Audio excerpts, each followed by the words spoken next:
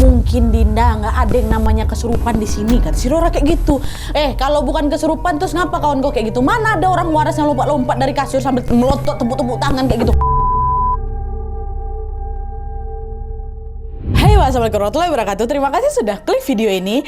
Di malam ini seperti biasa aku akan menemani kalian dengan membawakan satu kisah horor Wawa spesial internasional yang terakhir, Wak. Jadi KHW kali ini adalah kisah penutup dari rangkaian series KHW spesial internasional. Yang awalnya kami cuma bilang ada 10 episode, ya kan bertambahnya waktu jadi ada 14 episode. Aku ucapkan terima kasih buat Wawa yang sudah berkenan berbagi pengalaman horor kalian di luar negeri ke kami semua di sini, dan tentunya juga aku mengucapin terima kasih banyak buat kalian yang selalu excited nih menantikan KHW internasional ini tayang. Nah, setelah series dari KHW internasional ini selesai, kalian nggak usah khawatir, Wak, karena aku dan tim sudah menyiapkan KHW spesial berikutnya nih. KHW spesial apa? Tunggu aja lah pokoknya. Nantikan aja lah tanggal tayangnya ya. Nah, di kisah terakhir dari KHW internasional ini, Wak, kali ini berasal dari negara Prancis. Tentunya kisah ini juga nggak kalah menyeramkan dari kisah-kisah sebelumnya, dan dari cerita ini aku jadi tahu, Wak, kalau ternyata di luar negeri itu bisa juga ada kesurupan loh. Nah, penasaran kali sama kisah selengkapnya? Jadi tanpa berlama-lama kita langsung masuk aja, Wak, ke ceritanya.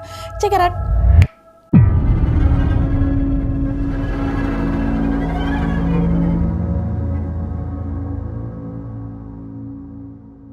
Oke, Wak, jadi kisah yang aku ceritakan malam ini dikirim sama Wak kita yang bernama Dinda. Halo Dinda. Nah, jadi ceritanya Dinda ini udah stay di Prancis sejak tahun 2019 lalu, Wak. Terus ketika memasuki tahun 2020, Dinda ini memutuskan untuk mengambil program kelas bahasa agar dia ini bisa meningkatkan kemampuannya dalam berbahasa Prancis. Nah, program kelas bahasa ini, Wak, berlangsung selama kurang lebih 1 tahun dan diikuti oleh banyak sekali peserta dari berbagai negara. Nah, dengan mengikuti kelas ini, Wak, Dinda pun mendapatkan teman-teman baru tentunya. Nah, 4 diantaranya adalah 2 laki-laki 2 perempuan. Pertama ada si Ben, Alex, Grace, dan juga Rora. Nih berempat ini juga bukan orang dari Prancis, Wak, ya, dari negara lain. Nah, selama mengikuti program kelas bahasa itu, Dinda sama 4 orangnya yang tadi itu sama-sama, Wak, sepakat tinggal di sebuah colocation. Jadi macam kos-kosan gitulah yang berada di sekitar kawasan Arc de Triomphe di Paris. Dan FYI, Arc de Triomphe ini adalah salah satu bangunan bersejarah ikonik kali lah di Prancis. Kalian juga pasti pernah lihat kan ini. Gak asing kalian sama bangunan ini ya. Mereka itu tinggalnya di sekitar situ, Wak. Nah, sebagai salah satu ikonnya kota Prancis, kawasan Arc de Triomphe ini hampir nggak pernah sepi sebenarnya, Wak. Tapi memasuki pertengahan tahun 2020 ketika pandemi COVID itu sudah mulai merebak, kawasan ini pun berubah menjadi sepi karena termasuk dalam salah satu zona merah yang ada di Paris, kata si Dinda. Dan untuk memastikan bahwa tidak ada orang yang berkeliaran di sana, Wak, kawasan itu sampai dijaga ketat gitu loh sama polisi. Nah, pada saat itu Dinda dan 4 temannya ini pun ya juga nggak bisa keluar kemana-mana lah. Mereka hanya berdiam diri aja di colocation itu. Dan untungnya colocation tempat Dinda sama teman-temannya tinggal ini lumayan nyaman, Wak. Dia bersih, terus fasilitasnya juga cukup lengkap. Jadi walaupun pada saat itu mereka nggak bisa keluar kemana-mana, ya mereka tetap merasa betah lah itu tinggal di sana dengan menghabiskan waktu di dalam colocation. Nah, selama tinggal di sana, Dinda sama teman-temannya itu nggak pernah mengeluhkan sesuatu tentang colocation mereka, Wak. Semua pokoknya berjalan aman-aman aja. Tapi beberapa waktu kemudian, suasana di colocation yang semula tenang-tenang aja itu, Wak, tenang-tenang, damai kali itu Nadia, tiba-tiba berubah mendadak menyeramkan. Entah apa penyebab pastinya, Wak, tapi yang jelas pada saat itu Dinda sama teman-temannya itu mulai sering mengalami gangguan mistis sejak waktu mereka di dalam itu aja tuh. Nah, gangguan pertama yang meneror mereka itu datang melalui mimpi, Wak. Jadi ceritanya pada suatu malam si Dinda sama Alex kawannya ini lagi belajar tuh sama-sama di ruang tengah untuk persiapan ujian. Nah, saking fokusnya belajar tanpa sadar waktu itu sudah memasuki jam 12:30 malam. Teman-teman yang lain udah pada tidur nih, 3 orang lain kan. Nah, pada saat itu Dinda sama si Alex itu ya udah mau siap-siap balik ke kamar juga tuh, Nat. Tapi belum sempat mereka beranjak pergi dari sana, tiba-tiba Grace kawannya Dinda yang lain ini keluar dari kamar, ya pucat mukanya, dia panik dia. Ngapa kok Grace, kok pucat kali muka aku, ada apa? Kata mereka nanya si Grace kan. Waktu itu si Grace gak jawab apa-apa, Wah, dia cuma diam aja kan. Gitu. Kenapa nih? Kata si Dinda kan. Wak, aku baru aja mimpi buruk lah. Di dalam mimpi itu tuh aku lagi ngaca di cermin inilah. Dia nunjuk lah cermin dekat ruangan tengah itu kan, mereka lagi di ruangan tengah. Di cermin inilah, Wak, aku lagi ngaca di cermin ini. Terus anehnya yang ku tengok tuh bukan bayangan diri aku sendiri, Wak. Yang aku lihat di cermin itu malah bayangan perempuan seumuran kita.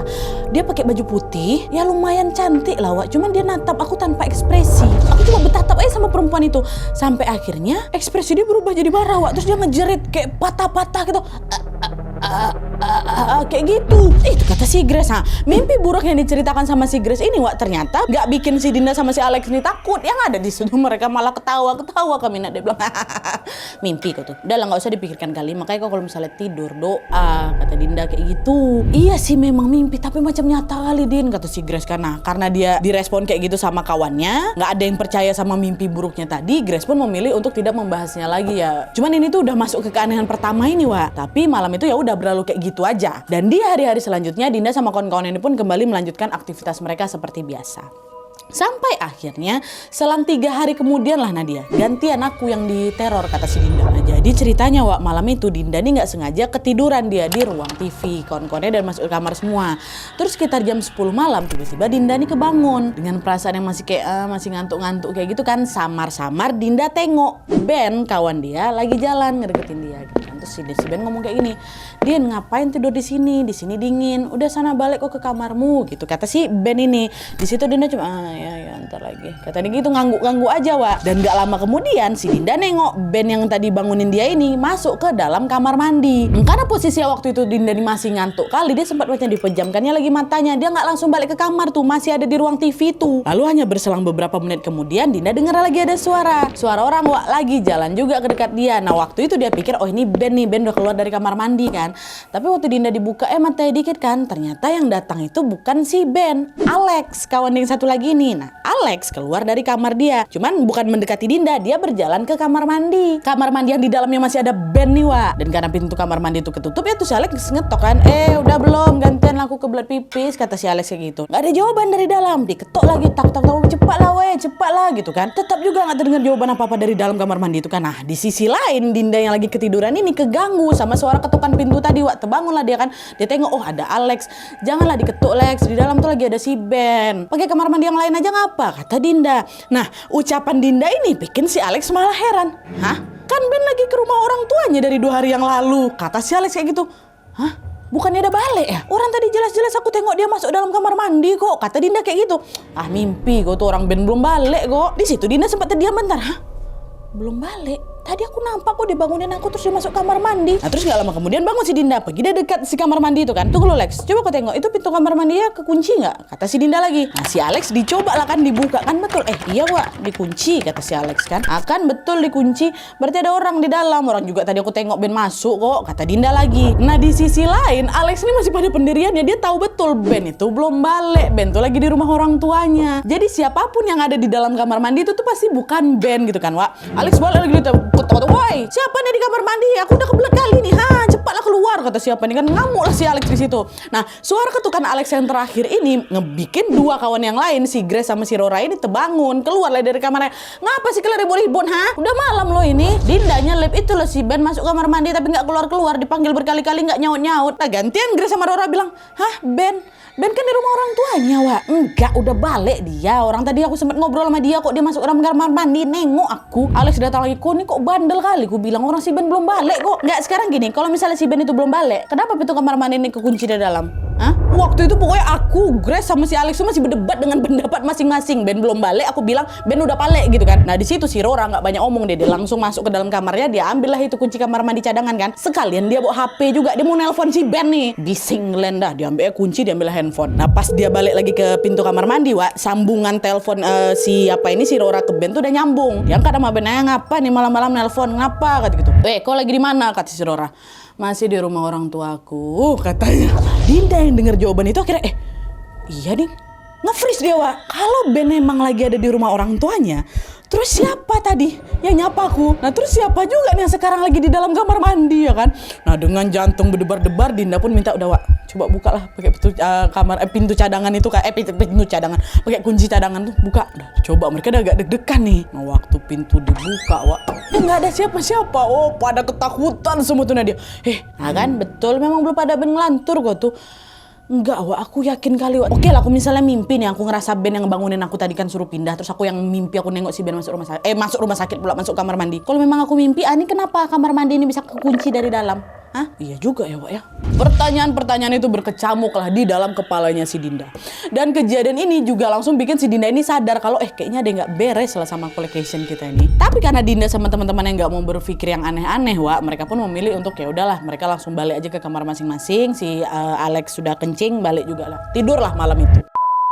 Nah, masih di hari yang sama dengan kejadian janggal di pagi buta tadi, malam itu ketika Dinda ini udah tertidur pulas nih di dalam kamarnya, sekitar jam 12 lewatan malam, Dinda ini dikagetin dengan si Grace yang tiba-tiba berlari. Nah, dia masuk ke kamar aku. Din bangun, Din, aku takut. Kan ini malam yang sama nih. Ngapa, Grace? Ada apa? Udah temenin aku nggak berani sendiri. Aku tidur di sini aja ya. Kata lo, kenapa emangnya? Ada apa? Kau ingat kan, kemarin aku sempat cerita aku mimpi ngeliat ada perempuan pakai baju putih dekat bercermin di ruang tengah kita tuh. Tadi waktu aku ke toilet aku tengok perempuan tuh lagi, ini aku nggak mimpi, betulan aku tengok dia lagi berdiri bertenggek depan kaca cermin tuh. Aku nggak berani lewat sana lagi, aku numpang tidur sini aja. Karena kalau misalnya mau ke kamarnya siapa ini, ke kamar Grace harus lewat cermin itu. Aku nggak berani lewat situ, aku tidur sini aja ya, kata si Grace kayak gitu. Nah, apa yang diceritakan sama si Grace ini semakin bikin si Dinda nih yakin kalau fix ini pasti ada sesuatu nih. Selama beberapa waktu terakhir kan ada banyak kali kejanggalan-kejanggalan dan hal-hal menyeramkan yang terjadi di dalam collocation mereka kan, yang sebelumnya nggak pernah terjadi. Tapi Dinda juga nggak tahu kenapa collocation mereka ini bisa mendadak jadi horor kayak gini. Kenapa ya? Ada apa salah kita ya? Akhirnya yang bisa Dinda lakukan saat itu cuma bisa menenangkan si Grace yang masih ketakutan dan mengizinkan si Grace untuk menginap di kamarnya, dan Dinda mulai berdoa lah gitu. Dah tuh, itu di malam yang malam kedua saat teror itu terjadi. Nah, keesokan harinya ketika Dinda, Grace dan teman-teman yang bangun tidur nih, pas besoknya nih ya, mereka baru ngeh kalau semua kebutuhan sehari-hari mereka ternyata sudah mau habis, sehingga mereka harus belanja bulanan. Tapi karena pada saat itu memang masih dalam suasana pandemi dan mobilitas sangat dibatasi kali, akhirnya yang pergi belanja waktu itu tuh cuma aku sama si Rora, Nadia, si Grace sama si Alex ada di collocation. Setelah selesai belanja dan kembali ke collocation itu, mereka tengok si Grace, Alex nggak ada di collocation, tau nggak tahu dia di mana. Pokoknya si Grace aja tuh di unit mereka. Si Grace lagi duduk, nah dia duduk diam gitu, dia di meja makan, cuma tatapan matanya kosong kayak. Cuma kayak gitu. Dia orang berdua coba nyapa kan, Grace lagi ngapain kok diam aja. Masih diam si Grace, nggak ada dijawabnya. Ditanya lagi sama mereka, kok udah makan Grace? Masalah ini kami udah belanja. Hening juga diam. Grace masih tidak menjawab apa-apa kan. Nah, melihat sikap Grace yang nggak kayak biasanya itu, awalnya Dinda sama Rorani nggak kepikiran macam-macam. Mereka cuma mikir ya udah si Grace ini mungkin lagi bad mood atau dia lagi nggak mau diganggu aja gitu kan. Dah tuh, akhirnya mereka pun nggak bilang apa-apa lagi dan membiarkan si Grace itu melanjutkan aktivitasnya sendiri di hari itu. Sepanjang sisa hari itu berjalan seperti biasanya aja. Hanya saja waktu itu mereka nggak saling tegur sapa nih sama si Grace, Dan selain sikap Grace yang mendadak jadi pendiam ini, Dinda juga nggak menemukan hal-hal janggal lainnya di collocation ya. Cuman temannya aja yang kayak gitu lagi bad mood gitu kan. Tapi tanpa Dinda ketahui, sikap Grace yang jadi dingin ini ternyata merupakan awal dari teror puncak yang akan terjadi sebentar lagi. Kata dia kayak gitu. Jadi ceritanya malam itu ketika semua orang udah pada tidur, ini posisi Alex lagi nggak ada belum balik ke collocation ya ya. Pokoknya di situ tuh cuma ada si Grace, Rora sama si Dinda. Nah, waktu mereka udah tidur di kamar masing-masing nih, sekitar jam 3 malam, jam 3 dini hari lah, Dinda ini tiba-tiba kebangun, gegara pintu kamarnya digedor-gedor heboh dari luar. Siapa? Kata si Dinda kan. Ini aku Rora, tolonglah buka pintunya. Nah, pas dibuka sama Dinda langsung nanya, ngapa kau? Kenapa jam 3 pagi ini gedor-gedor kamar aku? Ada apa? Kau dengar nggak tuh? Si Grace teriak-teriak sendiri dari kamarnya. Aku takut dia kenapa-napa. Aku gak berani ngecek langsung. Ayo kita cek berdua. Grace, masa iya gitu? Pergilah mereka berdua ke kamarnya si Grace kan. Dan pas pintu tutup buka, Dinda langsung tahu, alamak, kesurupan anak ini. Waktu itu nih posisinya si Grace ini lagi duduk. Dia duduk di kasur tapi sambil teriak-teriak. Gitu kata dia. Kalian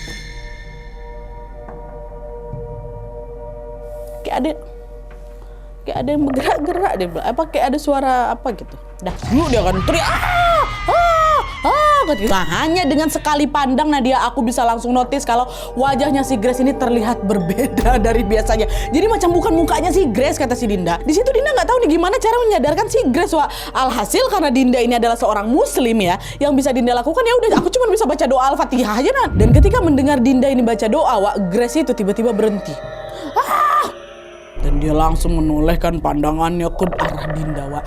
Tanpa mengatakan apa-apa waktu itu, Wak, si Grace ini cuma dilototinnya mata dekaku. Nah, dia dipandangnya aku dengan pandangan mata yang menusuk macam orang lagi marah. Lalu yang bikin Dinda ini makin gak habis pikir adalah waktu itu, Wak, tiba-tiba ya si Grace ini nyerocos macam ngomel gitu, tapi pakai bahasa Prancis yang lancar kali dia. Padahal macam aku bilang tadi kan, teman-temannya si Dinda ini kan termasuk si Grace ini bukan warga negara asli Prancis. Cuman anehnya waktu itu Grace ini bisa berbahasa Prancis fasih kali dia, bagus kali ya, aksennya mantap, pokoknya persis kali macam orang Prancis asli katanya. Oh, di situ ngerocok kata dia gitu kan, sambil dia menatap tajam ke arahnya Dinda. Dan karena Grace itu berbicara dengan sangat cepat, Dinda itu sampai nggak bisa nangkep kok ngomong apa. Ada beberapa yang ku ngerti, ada yang enggak. Aku pun nggak bisa fokus gitu, tapi dia ngomongnya kayak gitu terus kan. Si Dinda ini cuma bisa udah doa aja terus, berdoa terus sambil memperhatikan gerak-geriknya si Grace.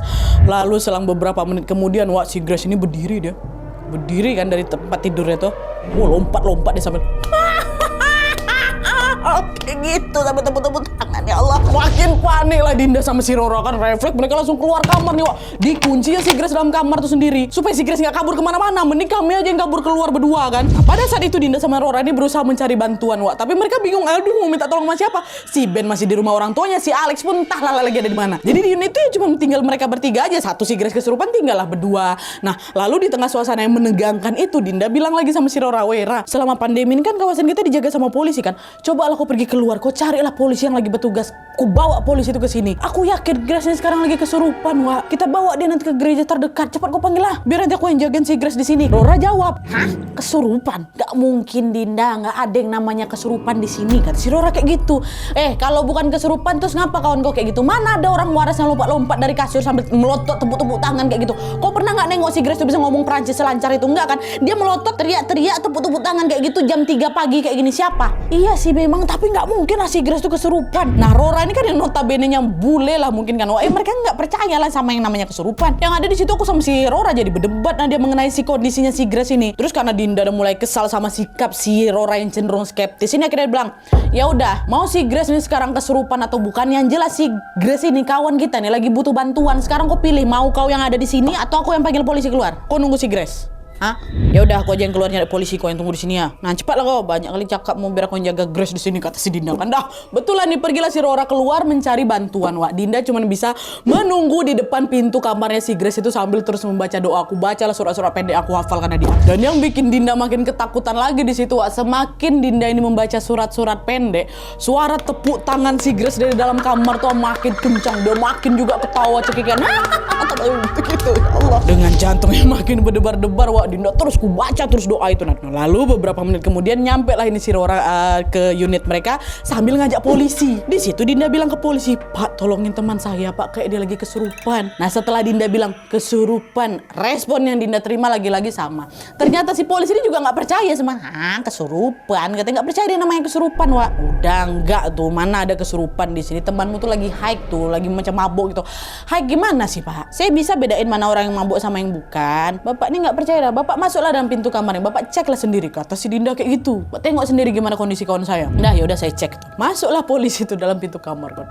Waktu polisi itu masuk, langsung diserang deh sama si Grace. Jadi Grace langsung agresif gitu loh. Wah, teriak-teriak. Polisi panik juga sendiri polisinya. Nah, di situ aku langsung mikir, dia kalau si Grace ini bisa seagresif itu sama polisi, aku yakin polisi ini juga pasti nggak bisa ngebantuin dia. Aku mau minta tolong sama siapa lagi nih gitu kan, sama polisi aja nggak mempan lah gitu istilahnya kan, Wak. Akhirnya tiba-tiba Dinda teringat, ada nih satu gereja yang lokasinya nggak begitu jauh lah. Nah, dia dari location kami itu. Duh, aku minta tolong langsung aja lah ke gereja biar si Grace bisa diobati lah gitu sesuai dengan keyakinan yang dianut sama si Grace juga kan. Akhirnya malam itu, saat itu juga dia aku pergi berlari kencang-kencangnya menuju ke gereja yang aku maksud itu kan. Luar itu lagi musim dingin, Wak. Aku pakai pakaian seadanya aja berlari lah itu kan. Nah, sesampainya di gereja, Dinda langsung digedor-gedor ya kan. Tahu dia ngedor satu ruangan, bukan pintu utama gereja, tapi ada satu ruangan gitu yang Dinda yakini itu kayak tempat para biarawati kan.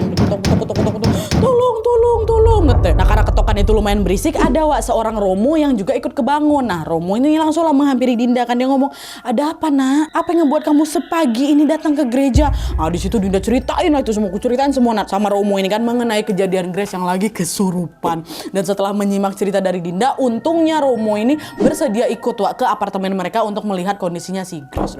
Ayo nak pergi kita. Nah sesampainya mereka di apartemen, di situ Dinda melihat Rora sama polisi tadi udah bertengger duduk di depan pintu kamar si Grace. Pintu ada dikunci lagi sama polisi di berdua. Dan di saat yang sama aku masih terdengar suara Grace tepuk-tepuk tangan di dalam, teriak gitu, ketawa masih. Nah di situ polisi udah nggak berani lagi ngedekat ke arah si Grace, ketakutan juga deh Iya Romo, ada yang gak beres sama yang di dalam, kayak betulan kesurupan. Percayalah akhirnya mereka berdua ini kan.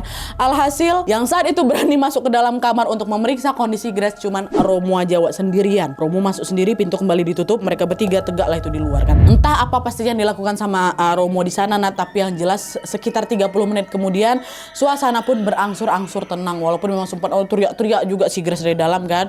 Cuma beberapa saat kemudian udah mulai agak tenang, Grace udah nggak teriak-teriak lagi. Terus Romo keluar nih dari kamarnya Grace. Romo bilang, Grace sekarang pingsan. Tapi udah kalian gak perlu khawatir karena sekarang semuanya sudah aman. Kalian harus jagain Grace ya sampai dia bangun, kata Romo kayak gitu. Nah dengan perasaan yang lega, wah akhirnya alhamdulillah, terima kasih ya Romo.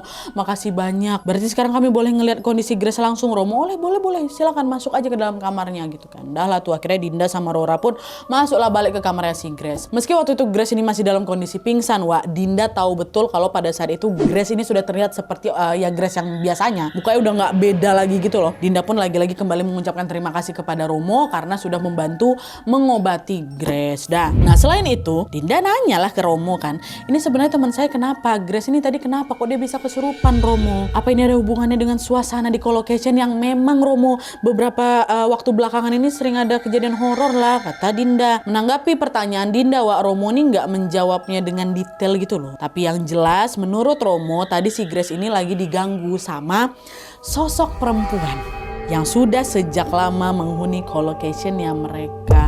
Kata Romo, sebenarnya ada banyak juga nih sosok-sosok lain yang menghuni dekat colocation kalian ini.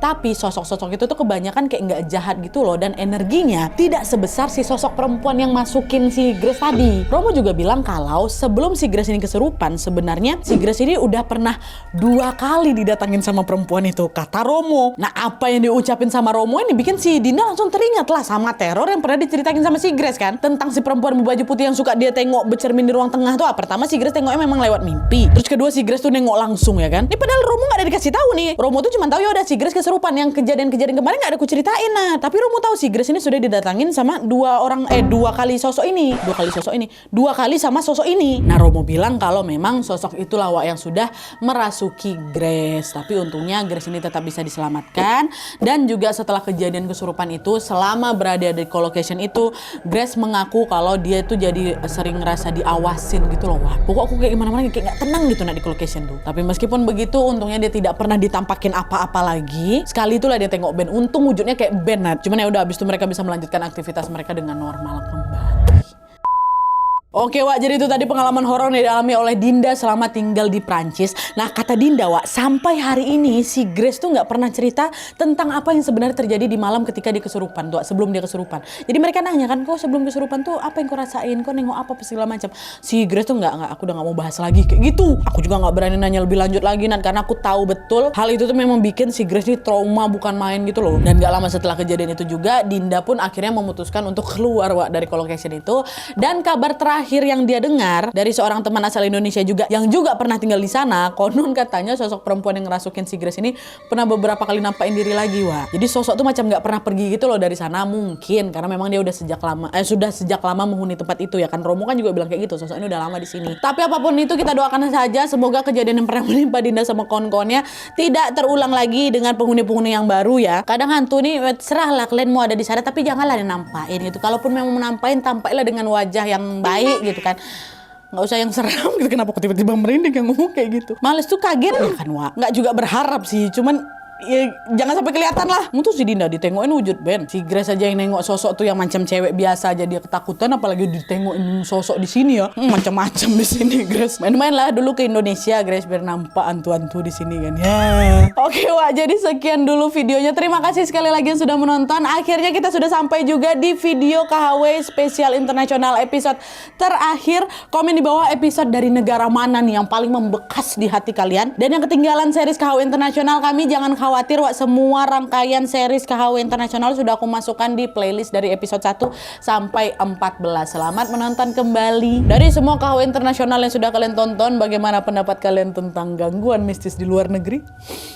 Lebih horor kah? Atau lebih horor lagi di Indonesia? Mungkin karena kita terbiasa dengan cerita-cerita horor di Indonesia, jadi kita nganggap mungkin kisah di luar negeri itu kayak mungkin karena nggak familiar, jadi kayak biasa aja mungkin gitu kan. Lebih seram lagi cerita di Indonesia, hantu-hantu di Indonesia gitu kan. Cuma sama aja Wak, dimanapun pasti ada aja kisah-kisah horor tuh. Cuman jenisnya aja mungkin yang berbeda-beda ya. Jangan lupa sampai ketemu nanti di KHW spesial Halloween ya. Dan karena memang KHW spesial internasional kemarin aku selipin di hari Minggu, karena ini sudah berakhir, berarti di hari Minggunya kita akan selang-selingin lagi dengan seri-series dari channel aku yang lain Wak ya. Jadi ada sejarah lagi, ada kriminal lagi, ada KHW lagi, nanti ganti-gantian sama yang lain. Kasihan peminat kriminal sama histori Wak, mereka juga pengen 2 kali seminggu. Ya, kalian juga mampir di video aku yang sejarah sama kriminal, jangan bertengger di KHW aja ya kan. Berkawan sama orang-orang sejarah, sama orang kriminal. Capek tuh bikinnya tuh yang KW-nya. Oke Wak, jadi sekian dulu videonya. Terima kasih banyak yang sudah menonton. Kalau kalian suka video ini, klik like-nya. Jangan lupa komen di bawah dan saran-saran untuk video selanjutnya. Jangan lupa nyalain notifikasinya supaya kalian tahu kalau aku upload video baru. And as always, jangan lupa untuk klik tombol subscribe supaya kalian sama-sama tahu informasi menarik dan menegangkan dari channel aku. See you next video Wak, bye.